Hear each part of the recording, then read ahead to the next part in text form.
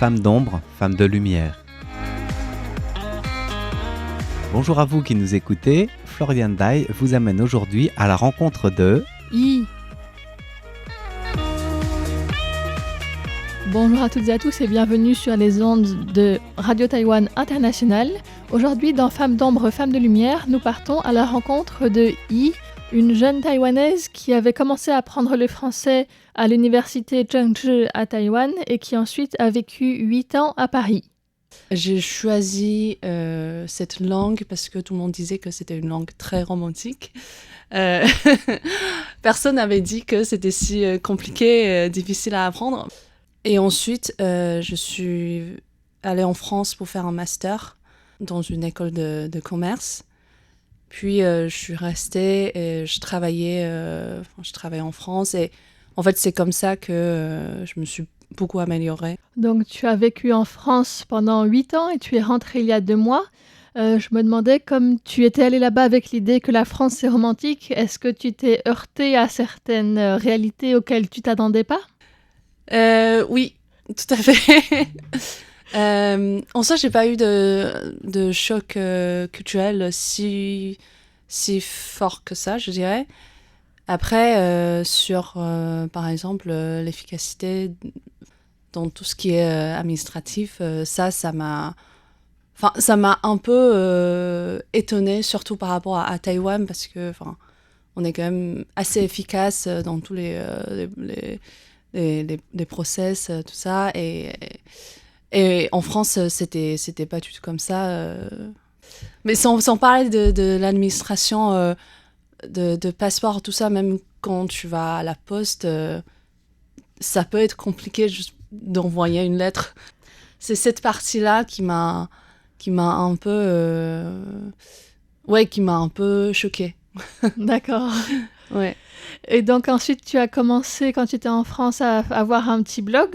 D'où t'est venue cette idée et à quel public tu t'adresses? Pourquoi tu as fait ça? Au tout début, j'ai commencé il y a 3 ans. J'ai commencé parce que j'avais vu pas mal de comptes Insta qui montrent une France, et surtout un Paris très belle, très, fantasmée un peu, mais que je trouvais pas forcément réaliste.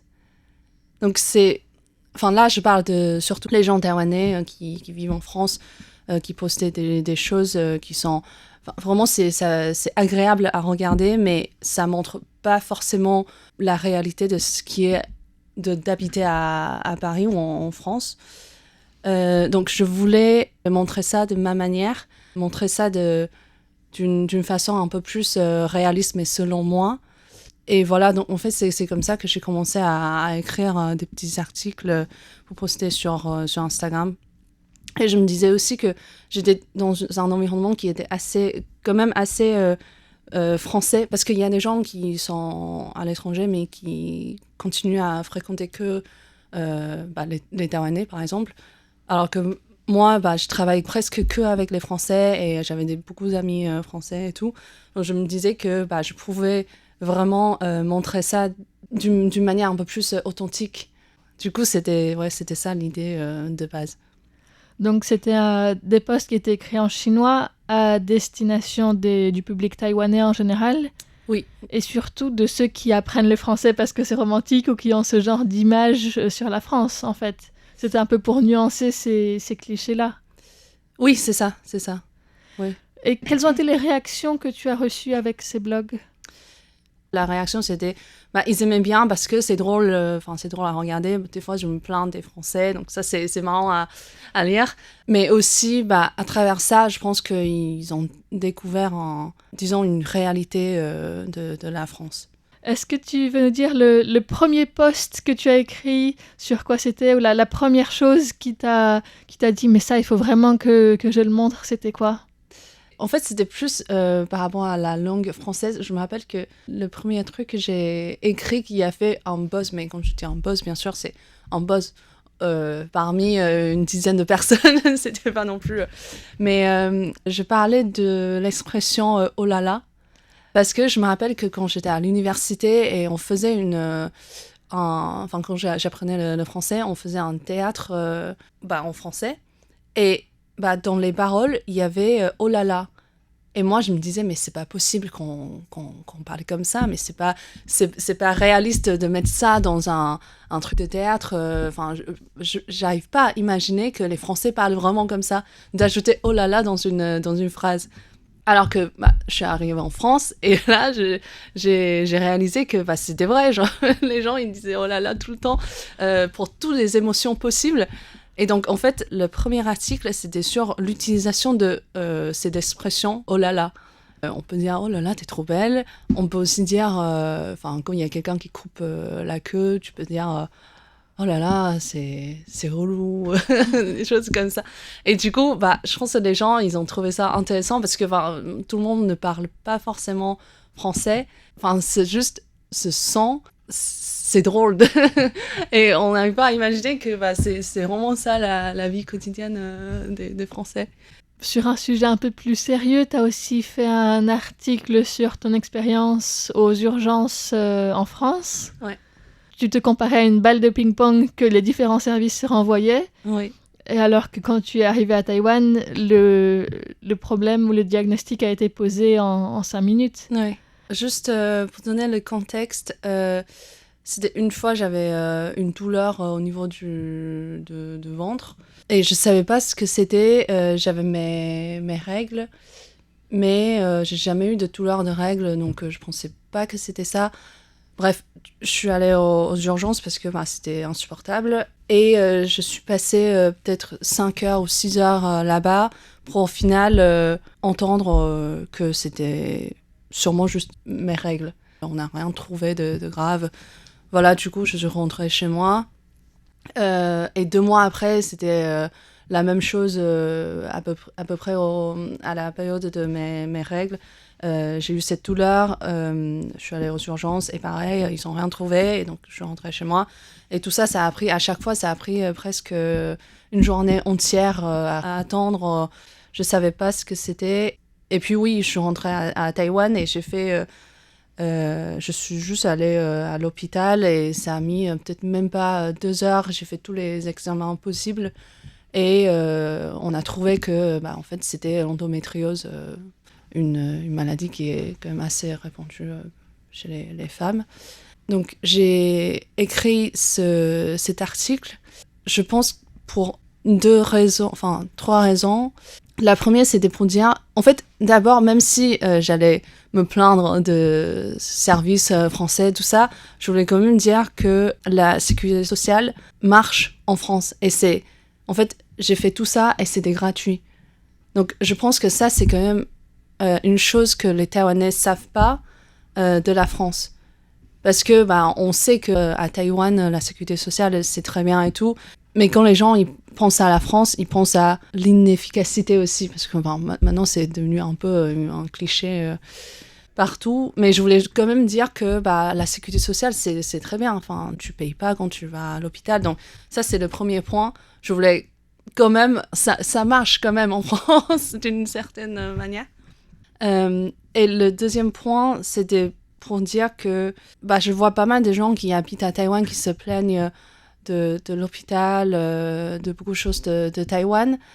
Mais en fait, je voulais, à travers ça, dire que sur cet exemple, à Taïwan, c'était beaucoup mieux par rapport à la France. Un pays que la plupart des gens pensent que c'est plus développé que Taïwan. Alors que, oui, au moins sur ce cas, ça marchait mieux ici que la France. Donc, il ne faut pas non plus penser que c'est toujours mieux ailleurs. Et bien sûr, le troisième point, vu que c'était l'endométriose, une maladie qui est très répandue sur les femmes, mais qu'il n'y a pas beaucoup de recherches dessus, je voulais juste parler de ça pour dire que en fait, ça touche bien plus de femmes que ce qu'on imaginait. Donc en fait, à chaque fois, tu proposes un petit récit de quelque chose que tu as vécu ou une situation que tu as observée, et puis ça sert de point de départ pour parler un petit peu de ce qu'il y a à Taïwan ou en France, et ouvrir après une autre perspective. Tu avais aussi donné l'exemple de qui paye l'addition lorsqu'on va au restaurant avec une personne pour la première fois. C'est vrai que c'est une question qu'on peut se poser, peu importe la nationalité, peu importe la personne, peu importe si c'est la première fois ou pas la première fois, c'est une question à laquelle on est souvent confronté? Oui, dans mon compte, des fois, j'évoque des sujets un peu plus sur l'égalité homme-femme. Et dans ce domaine, je pense qu'en France, enfin au moins à Paris, parce que moi j'habitais à Paris, je pense que c'est plus avancé par rapport à Taïwan. Donc des fois, j'en parle. Et sur cet exemple, en soi, j'ai pas une réponse dans ma tête en disant que c'est ça qui est mieux ou l'autre. Mais je disais que oui, en France, comme on est censé être égal, hommes et femmes, quand on sort même pour la première fois, même si c'est l'homme qui nous a proposé, souvent on partage l'addition quand même, juste parce que, je sais pas, parce qu'on est égal, quoi. Alors que à Taïwan, je pense que les filles s'attendent à ce que les hommes prennent l'addition, surtout si c'est eux qui ont proposé d'aller prendre un verre ou aller faire un dîner. Et ça, c'est intéressant, je pense, comme différence. Et c'est aussi un bon débat. Moi-même, je sais pas trop où je me positionne dessus. Je pense que moi, je préfère quand même partager l'addition parce que moi aussi, je travaille et j'ai de l'argent, je peux payer pour moi-même. Mais je comprends aussi l'autre école qui pense que c'est les garçons qui doivent payer. Oui, je trouve que c'est une conversation qui est très intéressante à avoir, à poser sur la table, parce qu'il y a des arguments des deux côtés, que ce soit le plaisir d'inviter ou d'être invité, que ce soit le fait que les hommes, statistiquement parlant, gagnent plus que les femmes, et donc c'est une manière de rééquilibrer les choses qu'ils invitent les femmes. Après, c'est pas applicable à tous les cas particuliers non plus, mais c'est très intéressant de soulever la discussion au moins, ouais. Il s'agit de ça, et aussi dans un foyer, je suis pour fonctionner en équité, c'est-à-dire que si moi je gagne plus, je peux payer un peu plus sur le loyer, et ça, c'est peu importe le genre. Enfin, je peux être une femme, si je gagne plus, aucun souci pour payer plus aussi pour mon mec, et l'inverse. Et quelle réaction tu as eue par rapport à ce post? En fait, ça, les gens, ils m'ont partagé ce qu'ils pensaient. Notamment, par exemple, j'ai une amie qui m'a dit que non, je pense que si c'est toi qui as invité l'autre personne, ça veut dire que c'est ce que toi tu veux, donc c'est à toi de payer. Et il y a aussi d'autres réactions, mais après, je pense que c'était pas ça sur ce sujet. C'est moins une différence de France et Taïwan, mais chaque personne, elle fait ce qu'elle veut, quoi. Est-ce que pour terminer, tu voudrais nous partager un autre sujet que tu abordes sur ce compte Insta? Ouais, dans mon compte, je parle aussi pas mal de l'écologie, surtout sur comment les Français ou les Parisiens, encore une fois, c'était Paris, pensent beaucoup plus à ce sujet que les Taïwanais en général, enfin au moins dans mes alentours. Je parlais pas mal de le fait de ne pas acheter des vêtements neufs parce que voilà, ça pollue beaucoup le monde, et de fast fashion, c'est pas... Enfin, tu achètes un truc pour une saison et après t'en peux plus, ou alors c'est pas de bonne qualité, donc tu jettes forcément assez plus vite par rapport aux autres. Mais oui, c'est un sujet dont je parlais pas mal aussi, parce que j'aimerais, vu que à chaque fois que je rentre à Taïwan, je vois que c'est un peu moins avancé par rapport à la France sur ce sujet. J'aimerais inspirer les gens à prendre des petites actions comme on fait en France, et à comprendre que c'est un sujet qui est important et qui nous touche vraiment, même si peut-être tu le sens pas tout de suite comme ça, mais c'est un sujet important, et il faut réagir tout le monde pour disons, changer. Pour essayer de produire moins de déchets. Et ouais, voilà. Tu donnais l'exemple justement dans cet article de comment tu avais fait modifier un vêtement que sinon tu aurais probablement très peu porté. Ouais. Et dans cet article, justement, je disais que j'ai acheté un pantalon de seconde main, et c'était un très bon tissu, c'était en laine et tout, c'était très beau, mais c'était pas à ma taille. Du coup, pour la première fois, je suis allée au tailleur à côté de chez moi. C'était un petit vieux enfin, c'était dans un magasin qui était vraiment limite un peu sale et tout. Et bah, je me disais que peut-être qu'il n'arrive pas à faire ce que je voulais. Mais en fait, je cite ce que je disais dans l'article, c'était comme une magie. Parce que après la retouche, c'était vraiment parfait, le pantalon. Enfin, c'était vraiment à ma taille et tout ça. Bon, après, c'est peut-être normal pour un tailleur, mais j'étais vraiment très surprise.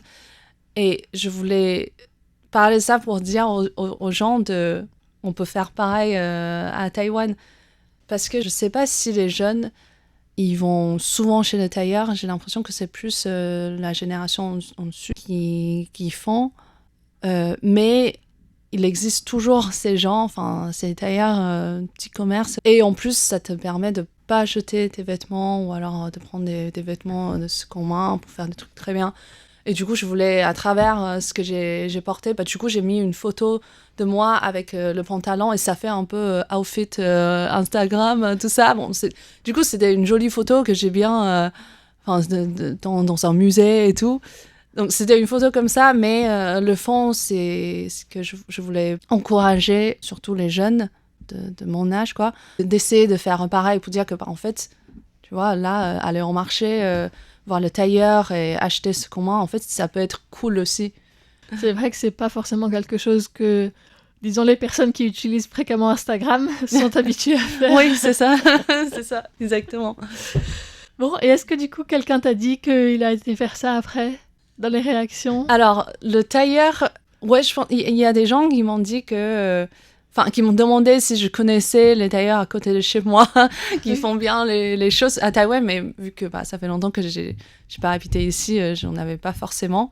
Mais il y a beaucoup de gens qui m'ont... Enfin, je sais pas si c'est grâce à mes articles, tout ça, ou juste c'est une mode, mais il y a beaucoup de gens qui m'ont dit qu'ils avaient acheté des vêtements de seconde main et que elles ont été contentes, tout ça. Et du coup, ça me fait très plaisir.